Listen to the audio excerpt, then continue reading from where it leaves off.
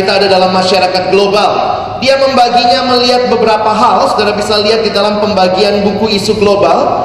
Dari segi global, kita bergumul dengan ancaman nuklir, kerusakan lingkungan hidup dan energi, ketimpangan ekonomi utara dan selatan, pelanggaran hak-hak asasi manusia. Saya kaget, John Stott, hamba Tuhan, bicara hal seperti itu. Di mana orang hukum? Harusnya dia yang bicara. Di mana orang-orang fisika yang harusnya bicara soal nuklir? Malu harusnya kita ya, melihat kok hamba Tuhan full time memikirkan seperti ini. Tapi dia memberikan satu jalan yang saya pikir luar biasa, menantang kita yang mempelajari ilmu itu lebih mendalam. Bagaimana kita bisa memberi jawaban dari hal-hal seperti ini. Dari segi sosial, dia membahas soal alienasi, lapangan pekerjaan, hubungan industrial, masalah rasial, dan juga masalah kemiskinan. Di mana orang-orang sosial, orang-orang sosiologi. Dari segi moral, masalah pria wanita, perkawinan dan perceraian, aborsi, homoseksual. Dari segi spiritualitas, melihat dengan meluasnya materialisme, hilangnya kepekaan terhadap realita yang transenden. Yang lebih menarik lagi, buku ini ditulis sekitar tahun 80-an. John Stott sudah melihat hal-hal seperti itu menjadi tantangan yang akan menjadi makin global di dunia dan kita saksikan saat ini. Apa sumbangsi Perkantas bagi Indonesia? Kalau Perkantas adalah lembaga yang Tuhan hadirkan untuk melayani siswa, mahasiswa dan alumni, apa bedanya Perkantas dengan gereja? Apa yang disumbangkan Perkantas melalui pelayanannya? Kita seringkali mendengar student today, leader tomorrow. Leader seperti apa? Kalau saya sih pikir harusnya student today, leader start from today ya. Jangan tunggu besok saudara. Mari mulai memimpin dirimu sendiri, kampusmu. Bahkan kalau Tuhan percayakan bangsa. Dalam pergumulan pribadi saya melihat bahwa Tuhan sedang terus bekerja dan memakai Perkantas menghasilkan pemimpin. Secara khusus kaum intelektual, karena Perkantas melayani siswa mahasiswa Kristen. Ini nilai yang kita mau emban sama-sama. Dan saya juga melihat konteksnya Indonesia. Student today, leader tomorrow. John Stott tidak menulis secara khusus untuk Indonesia. Dia menulis masalah global. Harusnya saudara dan saya, kita melihat konteks kita di Indonesia. Apakah yang menjadi pergumulan? Saya coba membahas apakah intelektual. Saya kutip dari kalimat makalah Pak Yongki Karman. Seorang menjadi intelektual bukan karena gelar akademik yang disandangnya. Wow. Seorang intelektual diharapkan mampu berpikir secara mendalam dan memberi arah kemana seharusnya masyarakat bergerak. Kalaupun dia hanya tamatan SD, dia bisa jadi bapak bangsa. Kalau dia punya arah, memikirkan. Sementara itu, meskipun dia selesai S1, S2, bahkan S3, kalau nggak mau mikir, bukan intelektual. Kira-kira begitu saudara ya. Dan konteks kita di Indonesia. Nah, tadi Bang Haskar sudah banyak berbicara tentang bagaimana memandang dunia dari perspektif Kristen. Saya mengutip bab 2 dari buku Isu Global. John Stott menyampaikan penting sekali memiliki dan mengembangkan akal budi Kristiani. Mungkin ada yang tanya, kok pikir-pikir lagi? Bukankah bangsa ini butuh tindakan nyata?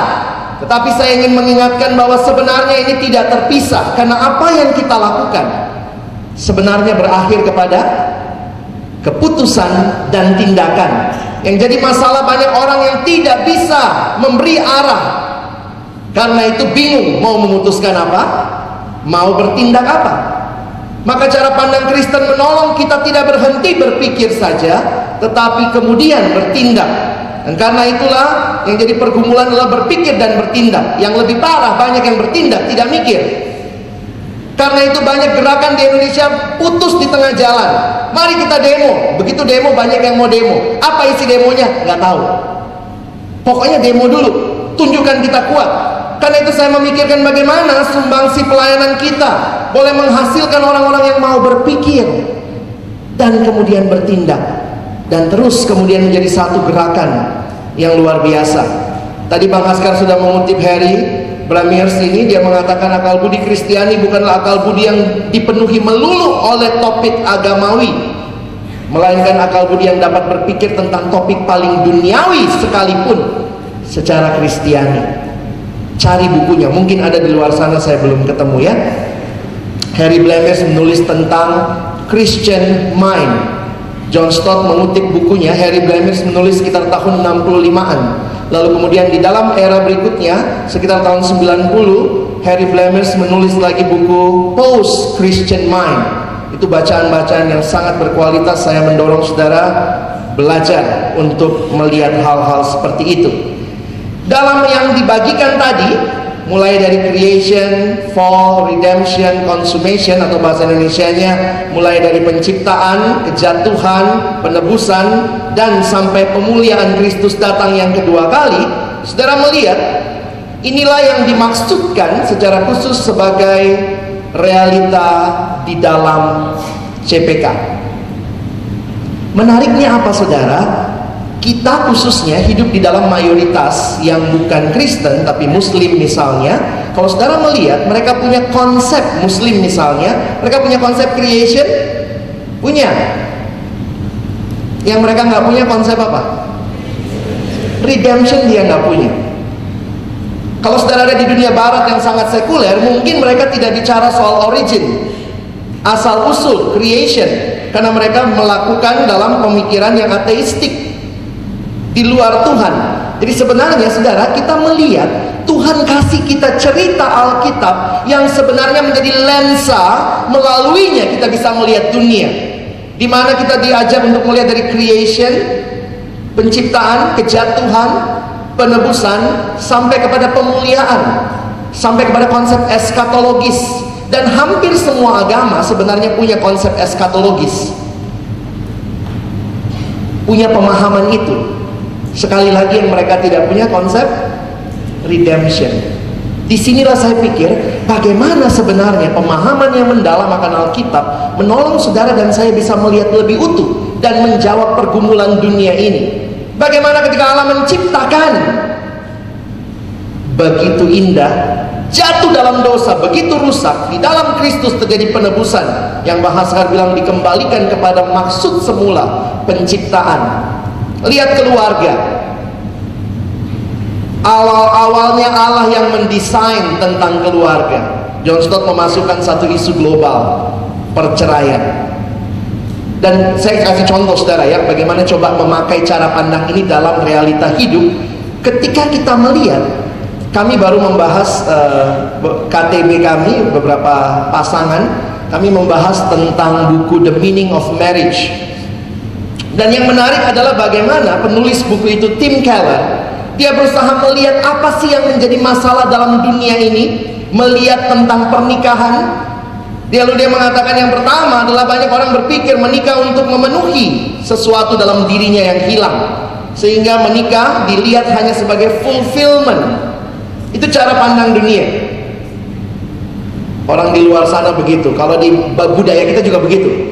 Ini bandel banget ini, adiknya bapak yang paling kecil, bandel banget, suruh kawin biar bertanggung jawab. Suka dengar begitu? Itu kan cara pandang kan? Lalu kemudian dengan kawin nanti dia akan menimbulkan tanggung jawab, akan ada yang sesuatu difulfill dalam dirinya.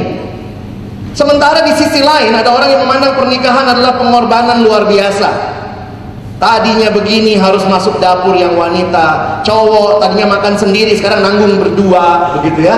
Sehingga akhirnya ada yang mengatakan pernikahan adalah satu bentuk sacrifice yang mendalam dan menyedihkan.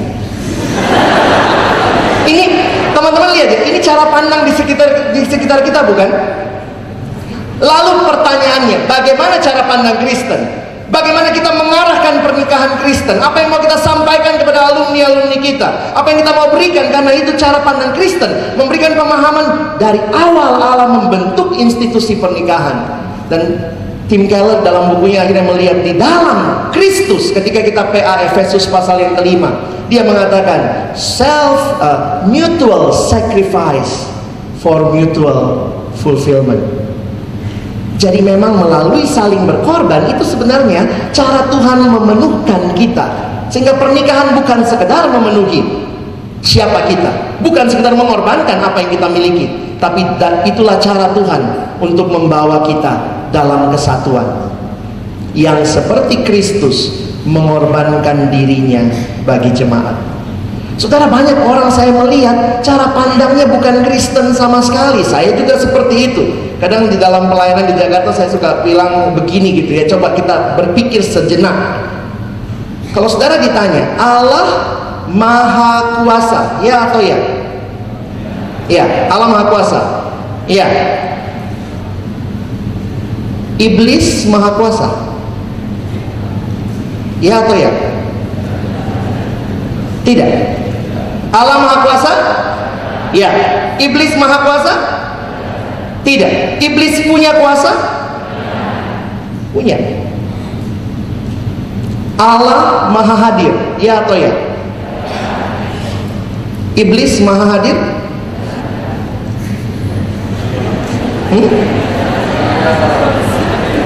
Iblis Maha Hadir? Tidak. Tapi iblis hadir di mana-mana.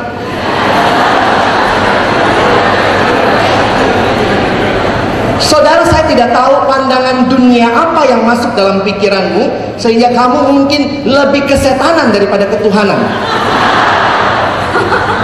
Ini kan masalah cara pandang. Ada yang bilang ya cara pandang, tapi cara pandang mempengaruhi hidup kita. Apa yang masuk dalam pikiran kita? Kenapa? Karena sinetron kita semua begitu. Di sini ada setan. Pocong bikin film. Pocong 1, 2, 3. Kuntilanak gak mau kalah. Saya juga bikin 1, 2, 3. Terakhir gabung Pocong Kuntilanak. Sehingga saudara, pertanyaannya, apakah iblis Maha Hadir? Tidak. Loh, dari mana taunya? Makanya rajin baca Alkitab, bukan nonton sinetron, bukan sekedar nonton Conjuring.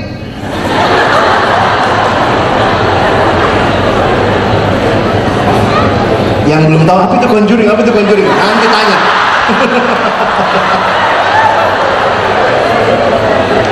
Saudara, apa cara pandang yang masuk ke dalam benak kita? Dan kita dibesarkan dalam budaya seperti itu. Apalagi kalau kita mungkin di kampung begitu ya, kayak kami dulu di daerah gitu. Hati-hati di sana setan. Hati-hati di sana setan. Lewat sedikit kau lihat itu, awas di belakangnya ada setan. Sampai kita sangat kesetanan. Tapi saudara, kalau kita memperhatikan, yang menarik adalah apa? Apakah Allah Maha Hadir? Ya. Jadi kalau saya tanya, di sini ada setan? Apakah di sini ada setan? Nggak tahu apa. Di sini ada setan? Jawabannya yang teologis dong. Di sini ada setan? Kalau bilang tidak, tahu dari mana? Kalau bilang iya, temennya. Jadi jawabannya yang bagus apa? Di sini ada setan? Mungkin. Di sini ada Allah? Pasti. Di sini ada setan? Di sini ada Allah? Tapi kenapa kita ke WC malam-malam lebih takut sama setan yang mungkin ada daripada sama Allah yang pasti ada? Ini cara pandang kan? Begitu mau ke WC, aduh takut ada setan. Padahal setannya mungkin ada. Kenapa ke WC-nya enggak? Dalam nama Yesus, dalam nama. Yang pasti ada siapa? Allah. Saudara, nangkap maksud saya? Tidak mudah kita bicara cara pandang Kristen. Saya tidak tahu sudah seberapa terdistorsi cara pandang kita tentang uang, tentang cari kerja, tentang bagaimana berpacaran, tentang bagaimana memanfaatkan waktu luang kita. Karena itulah cara pandang Kristen hadir untuk saudara dan saya melihat di mana, bagaimana Tuhan ingin memperbaharui. Satu contoh yang saya nikmati adalah Yesus mengerti konteks zaman di mana dia hidup. Saya akan pakai sisa waktu saya untuk kita buka Matius 6 sebentar. Saya pikir ini satu cara pandang yang menarik, bagaimana Yesus menolong murid-muridnya bisa memahami apa artinya. Saudara, bab berapa di MHB kita belajar tentang doa? Bab 3. Pernahkah saudara mensurvei bagaimana cara pandang dunia sekarang tentang doa? Bagaimana orang melihat tentang doa sebelum saudara mengajarkan MHB? Matius pasal 6 menarik sekali untuk kita perhatikan ayat yang kelima. Sebelum masuk ayat yang kelima, menariknya begini. Di dalam buku Khotbah di Bukit, ketika John Stott mencoba menuliskan eksposisinya, dia pernah menuliskan begini. Sebenarnya inti Khotbah di Bukit itu sederhana. Matius 6 ayat 8a. Kaget juga saya. Matius 6 ayat 8a. Jadi apa inti Khotbah di Bukit? Jadi janganlah kamu seperti, ada budaya yang baru, ada cara pandang dan budaya yang baru yang John Stott mau bawa, yang dia ingatkan, yang kekristenan, yang Kristus mau bawa. Jangan kamu seperti mereka. Perhatikan saudara, siapakah mereka? Ayat 5. Dan apabila kamu berdoa, janganlah berdoa seperti orang munafik. Mereka suka mengucapkan doanya dengan berdiri dalam rumah-rumah ibadat pada tikungan-tikungan jalan raya, supaya mereka dilihat orang. Aku berkata kepadamu, sesungguhnya mereka sudah mendapat upahnya. Ini siapa saudara ayat 5 yang disoroti oleh Yesus? Kira-kira siapa? Kalau mereka mengucapkan doanya di tikungan jalan raya, rumah-rumah ibadat, ini adalah orang-orang Farisi nampaknya, munafik. Mereka orang-orang yang mengenal Allah, tetapi ibadahnya sekedar supaya dilihat orang. Kelompok yang pertama, kelompok agamawi yang pamer. Perhatikan yang kedua, ayat 7. Lagi pula dalam doamu itu janganlah kamu bertele-tele seperti kebiasaan orang yang tidak mengenal Allah. Numpang tanya, samakah ayat 7 sama ayat 5? Kalau PA baik-baik, kita baru lihat kan, beda toh? Yang tadi mengenal Allah, tapi munafik, doanya diucapkan supaya dilihat orang. Ayat 7, orang yang tidak mengenal Allah. Perhatikan kalimatnya. Mereka menyangka bahwa karena banyaknya kata-kata doanya akan dikabulkan. Jadi saudara lihat yang seperti apa? Ada yang kenal Allah, ada yang tidak kenal Allah. Doanya bertele-tele. Menariknya begini, bertele-tele itu pasti panjang. Panjang belum tentu bertele-tele. Jangan begitu dengar di gereja ini doanya panjang banget bertele-tele. Bukan. Bertele-tele itu bahasa yang lebih tepat digunakan adalah dia menyebutkan tanpa mengerti sebenarnya. Saudara, kalau kita mau main sulap, apa mantranya? Sim, salabim. Artinya apa? Nggak tahu kan? Tapi doa bisa kita gituin. Bapak kami 5 kali piring cantik. Doa bapak kami 7 kali dapat payung. Apalagi saya kesel kalau ada anak PMK yang kirim SMS itu. Teruskan SMS ini, bacakan doa ini ke 10 orang. Kalau tidak, malam ini Anda mati. Saudara lihat, ada semacam keinginan menjadikan doa hanya sebagai mantra. Itulah orang yang tidak mengenal Allah. Dan Yesus bilang apa? Jangan kamu seperti, baik yang Farisi, yang munafik, maupun seperti ini. Doamu, kamu berdoa masuk ke dalam kamar, bicara motivasi. Kamu berdoa, sebutkanlah kepada Bapamu, Bapa kami yang di surga, dan seterusnya. Saudara lihat, Yesus tahu budaya di zamannya. That is, listen to the world. Dia tahu di mana dia hidup, dan dia listen to the world. Bagaimana dia bangun hidup berdoa seperti yang Tuhan mau. Gali Alkitab kita, kita menemukan keindahan bagaimana memberikan arah bagi kita menjawab pergumulan bangsa. Lihat bagaimana dunia memikirkan tentang persahabatan. Bagaimana Alkitab bicara, Christian worldview, tentang bersahabat. Lihat dunia bicara bekerja, balik kita kepada Alkitab. Lihat bagaimana Alkitab bicara tentang bekerja. Melatih ini kita butuh waktu. Nanti kita diskusi ya. Slide saya masih ada beberapa. Nanti mungkin waktu tanya jawab saya bisa tunjukkan. Tapi kiranya ini menolong kita. Latihlah diri kita berpikir, beriman, bertindak bagi kemuliaan Allah. Terima kasih.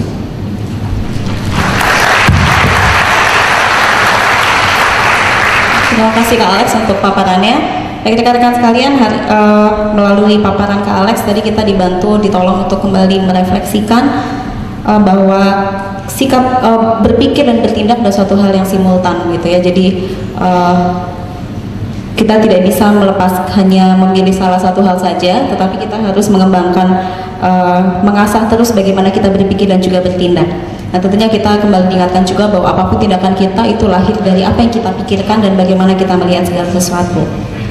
Dan juga Kak Alex menekankan kembali kepada kita bahwa yang membedakan cara pandang kita dengan cara pandang lain di luar sana adalah bahwa kita mengenal konsep penebusan redemption, dan itu menjadi satu titik tolak bagaimana kita melihat banyak hal dari cara pandang keimanan kita. Baik, kita akan masuk dalam sesi diskusi. Ada beberapa pertanyaan yang masuk. Pertanyaan yang menarik, Pak, mungkin ditujukan kepada kedua narasumber kita. Pertanyaan pertama adalah, ketika kita memiliki cara pandang Kristen, maka apakah kita tidak bisa melihat berbagai hal di sekeliling kita dengan konteks cara pandang adat atau budaya? Ya, terima kasih. Ini sangat menarik dan sangat sesuai dengan konteks kita. Pertanyaannya adalah bahwa setelah menjadi Kristen, ya, setelah menjadi Kristen, apa yang mendominasi, apa yang menguasai cara berpikir kita? Jadi adat itu, setiap orang lahir dalam adat tertentu, dan mau tidak mau gaya hidupnya sebelum mengenal Kristus dikuasai. Nah, tidak semua adat itu bertentangan, ya. Ada adat tertentu yang memang sangat bertentangan dengan kebenaran firman Tuhan. Disitulah dibutuhkan satu, cara berpikir kita tunduk di bawah otoritas firman Tuhan.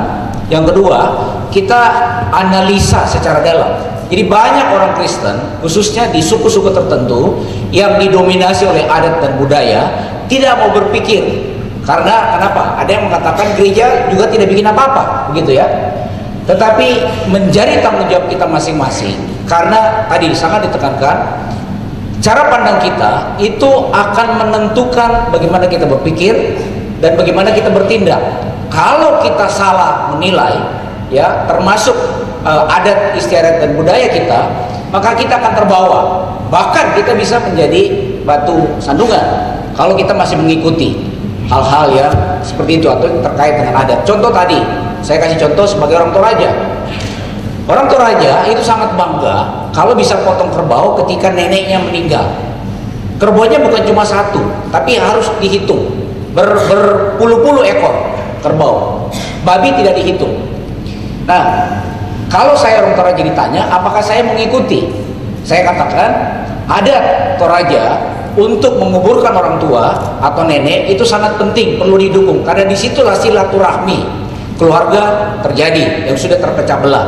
Tetapi ya, budaya untuk menunjukkan siapa dirinya dan bekal, jadi pemahaman di adat tertentu, misalnya dalam budaya Toraja Mantunu itu adalah orang yang mati itu bekalnya ditentukan oleh berapa jumlah kerbau yang dipotong saat pesta pemakaman. Makanya namanya pesta pemakaman.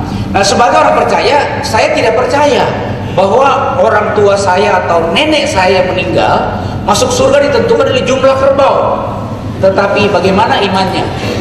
Nah, yang saya katakan kepada keluarga saya adalah bahwa mantunu sejati adalah ketika orang tua kita masih hidup, kita rawat mereka, kita kasihi mereka, kita tunjukkan jalan menuju ke surga supaya mereka diselamatkan. Dan masih banyak lagi adat istiadat dan budaya yang menurut saya perlu kita kritisi, perlu kita pikirkan dengan cara pandang kita.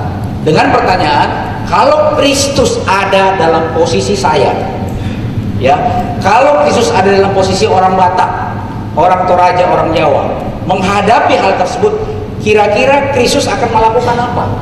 Atau bagaimana Kristus berpikir? Kembali ke firman Tuhan, ya. Jadi konteks dunia, konteks adat dan budaya, kembali ke firman Tuhan, apa yang diajarkan. Karena seperti Rasul Paulus, harusnya kita lebih taat kepada Tuhan melalui firman-Nya dibanding taat kepada adat istiadat dan budaya. Ini tidak mengatakan saya anti adat istiadat dan budaya. Saya sangat mendukung. Ya, kita harus mendukung adat istiadat dan budaya kita, karena itu identitas kita. Tetapi yang bertentangan dengan kebenaran firman, kita harus tinggalkan. Ya, ini dari saya, Bung Alex. Terima kasih.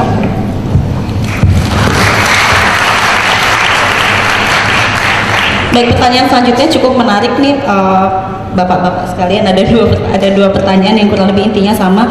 Sebenarnya bagaimana cara pandang Kristen ketika kita berhadapan dengan topik-topik yang cukup ekstrim atau kontroversial gitu. Dan juga bagaimana misalnya terhadap penggunaan narkoba atau dengan pengguna narkobanya juga, dengan perokok atau juga dengan produk-produk rokok. Bagaimana kita melihat itu sebagai dengan dari cara pandang Kristiani gitu terhadap isu-isu yang mungkin cukup kontroversial.